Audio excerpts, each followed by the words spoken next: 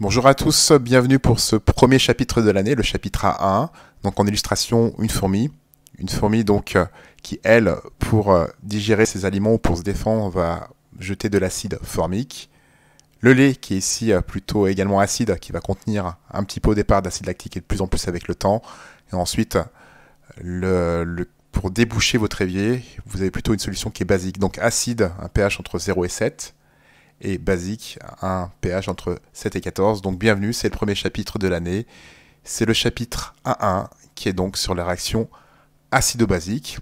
Tout de suite après ce chapitre, donc on va voir tout de suite une vidéo qui va être importante pour la suite du cours. Voilà, c'est parti, on démarre l'année. Chapitre A1, let's go!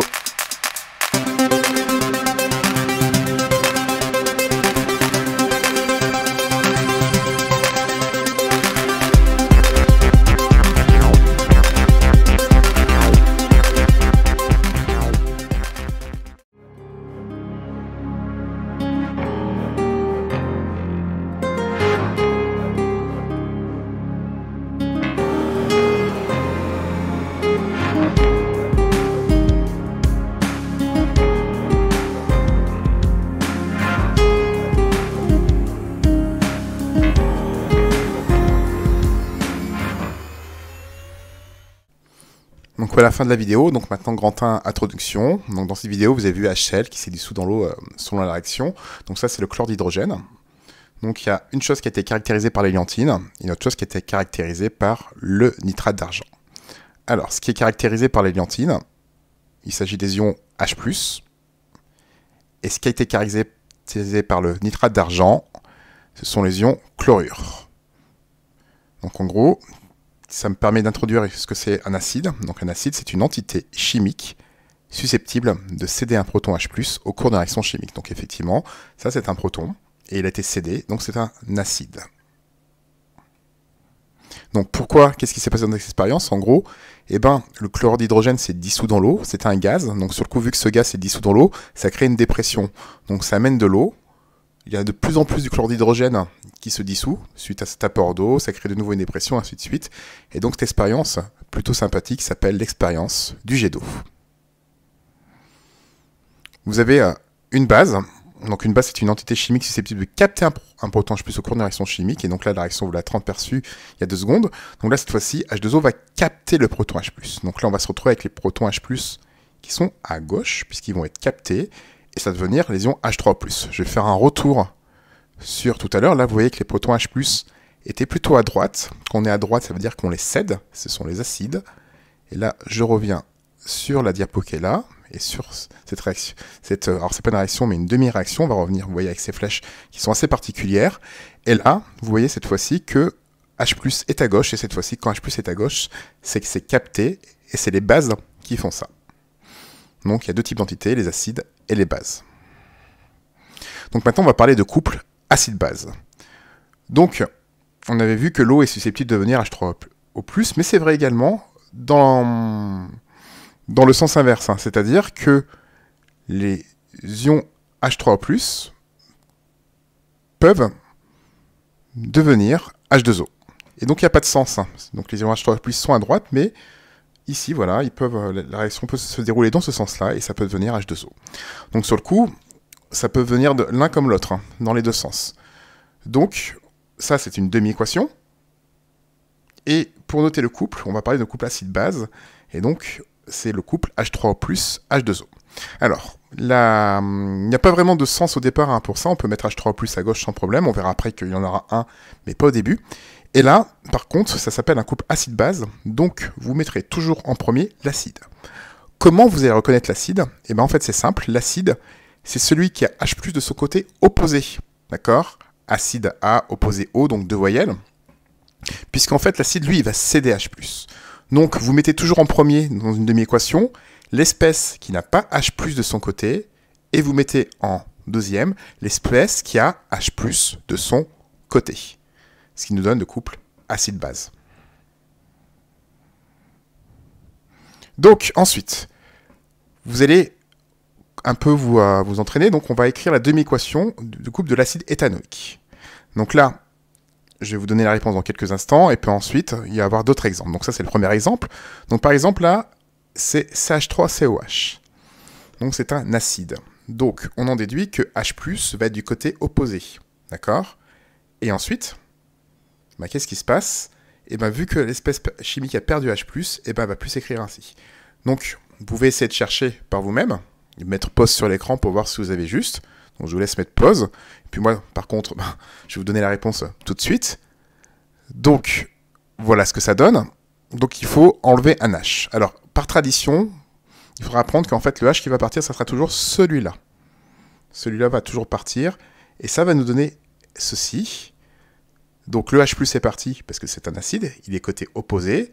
Et donc vu qu'un H+ est parti, il a léché sa charge négative à l'oxygène. Donc ça nous donne CH3, donc ça c'est la liaison covalente, COO-.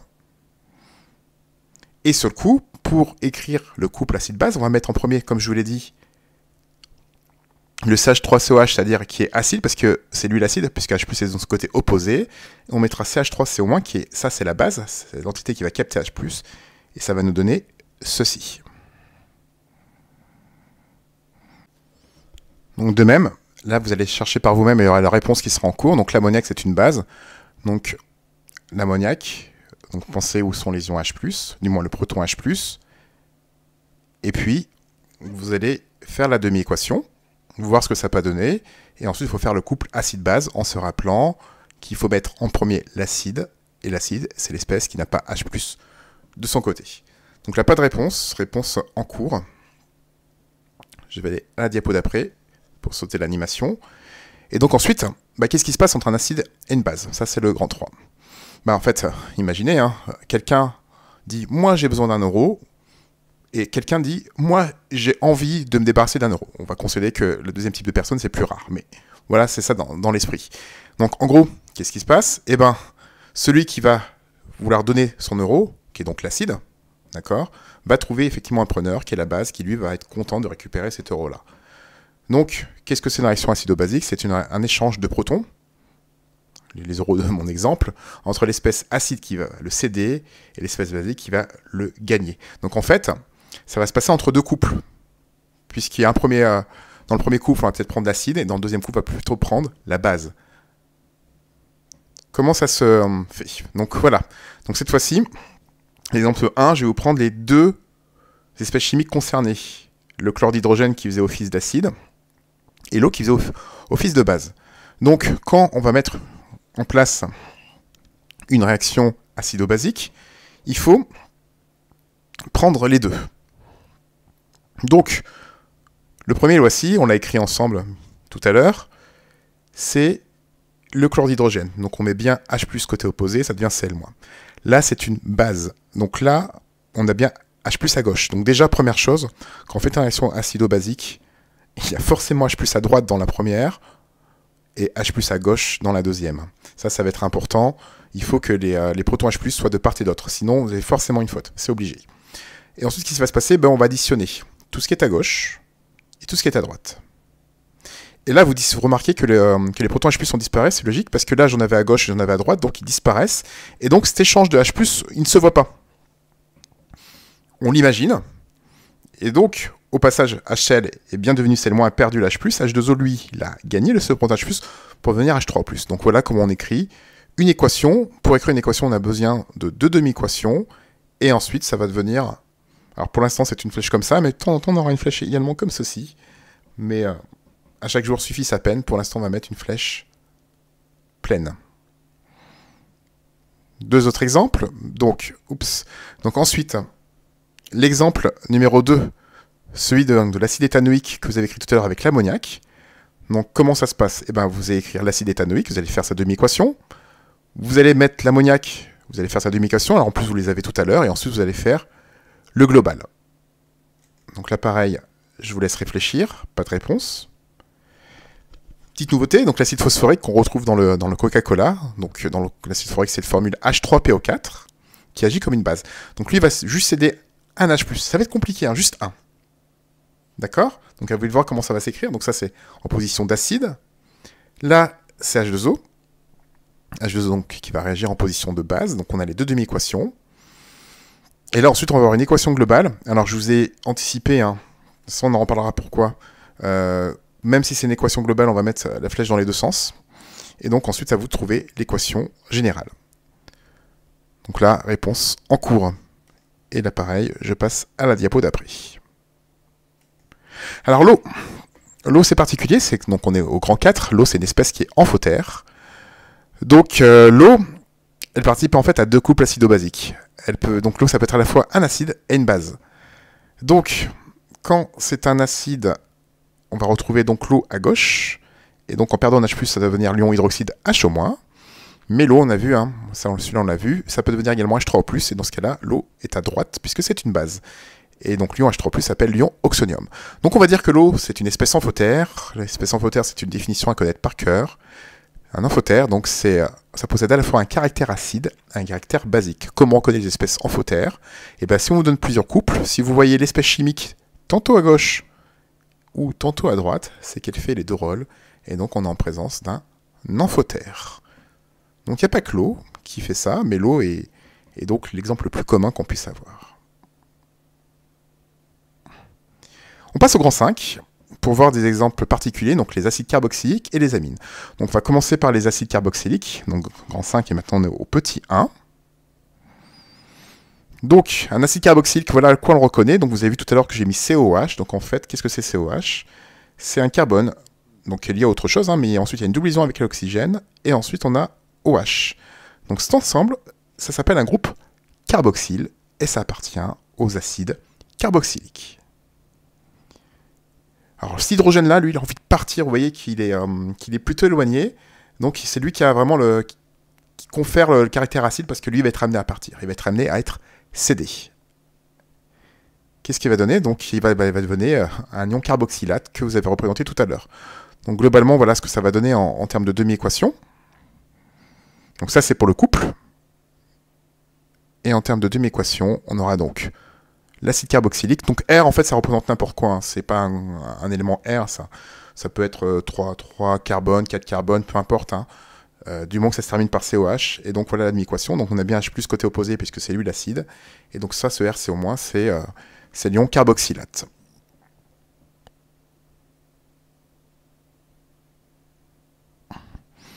Alors, en représentation de Lewis, ça c'est d'autres choses. Quand vous faites représentation de Lewis, vous devez mettre également les doublés non liants.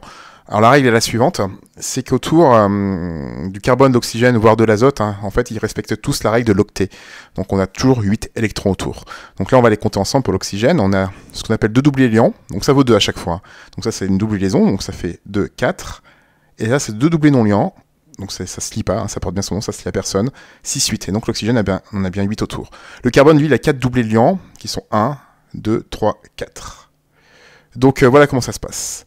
Alors cette règle, elle fonctionne très bien quand c'est neutre. Donc sur le coup, là, par exemple, vous avez également des petites charges partielles, donc c'est un delta, on va y revenir ensuite. Hein. Donc l'oxygène, lui, il est plutôt électronégatif.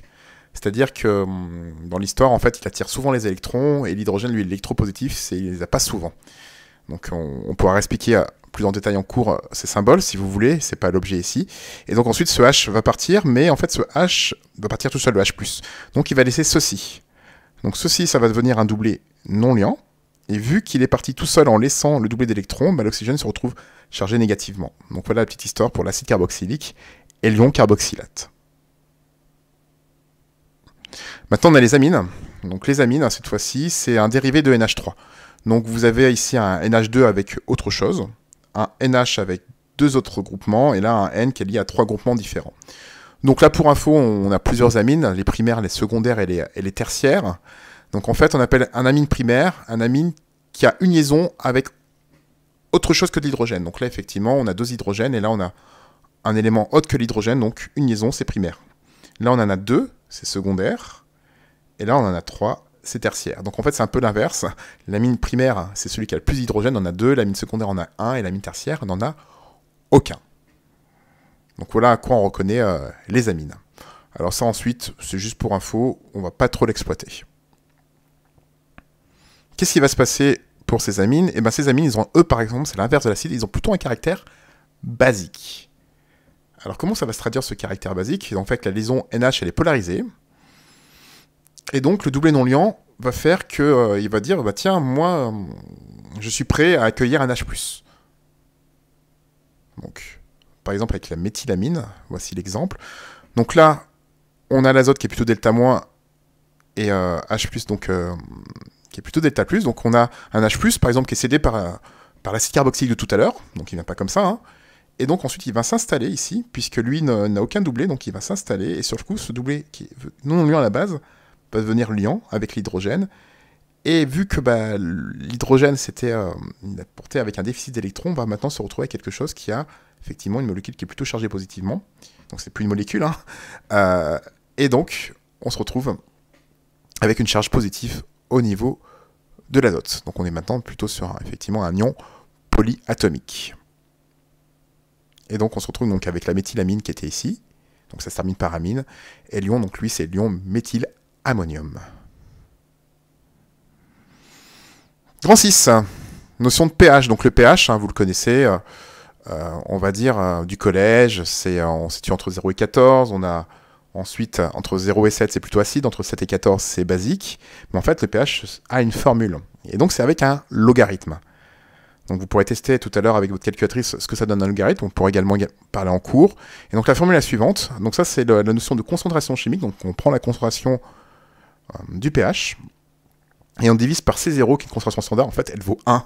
Donc en fait, on prend le même nombre. Hein. Alors c'est juste une question de pour que ça soit toujours homogène, parce qu'en fait, on divise une valeur par une mol par litre. C'est pour ça qu'on met un C0. Mais peu importe, il faut taper sur la calculatrice, moins log.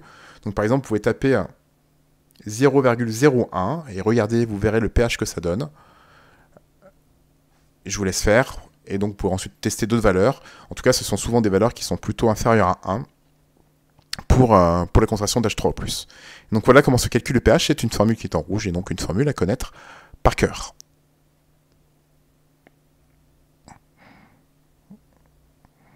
Donc là, c'est toute une petite série de démonstrations. Il faut savoir que H3O+, hein, il y a une fonction réciproque, qui est le 10 puissance. Donc en fait, quand vous faites 10 moins pH, vous mettez 10 puissance log de H3+. En fait, vu que c'est une fonction réciproque, ça va tout annuler. Et donc, c'est l'inverse. C'est-à-dire que si vous avez le pH, vous pouvez avoir accès à H3+. Donc par exemple, si vous avez un pH de 3, et la concentration de H3+ sera de 10 moins 3 mol par litre. Donc ça aussi, c'est une formule à connaître par cœur. Elle est là, voilà, elle est en rouge. Il faut connaître les deux formules, donc à savoir celle-ci, et celle où je vais revenir en arrière sur la diapo, celle-ci. Les deux à connaître par cœur. Alors vous verrez souvent le C0 on le met pas, on mettra directement moins log de H3+, parce que c'est quand même lourd comme écriture. C'est vrai que dans l'idéal on devrait le mettre divisé par 1, mais pas sûr que vous y pensez tout le temps. Donc la deuxième qui réapparaît ici. Alors des petites propriétés que vous allez voir en TP ou que vous avez vues, ça dépend comment vous voyez cette vidéo, mais donc en gros, lorsque le pH diminue de 1, l'unité, et en fait, ça va rendre avec les propriétés logarithmiques une concentration d'H3+, qui va être, cette fois-ci, multipliée par 10. D'accord? C'est beaucoup un pH. Un pH moins 1, c'est une concentration en H3+, 10 fois plus importante. Et c'est l'inverse. Si ça augmente, c'est une concentration de H3+, qui va être divisée par 10. Donc c'est pas anodin, hein, un pH qui augmente ou diminue de 1, c'est un grand changement chimique dans la réaction. Oui, donc c'est écrit, ça varie en sens inverse. Et donc voilà un peu comment ça marche. Hein. Donc si vous avez des H3+ à 10 moins 1 mol par litre, ça peut vous donner un pH de 1. Donc vous voyez, c'est pratique, hein, cette histoire de log. Puisque finalement, si vous n'avez pas de nombre devant, vous avez la réponse qui est juste ici. Donc 3, c'est un pH de 3, et vous voyez, ça marche. Hein. Moins 11, c'est un pH de 11, effectivement. Les deux axes sont dans le sens inverse. Voilà, ça c'est ce qu'on adore. Pour un diaporama, c'est la fin. Voilà, je vous remercie de votre attention. J'espère que c'était pas trop long. On se retrouve bientôt en cours de physique. Merci de votre attention et à bientôt. Bye.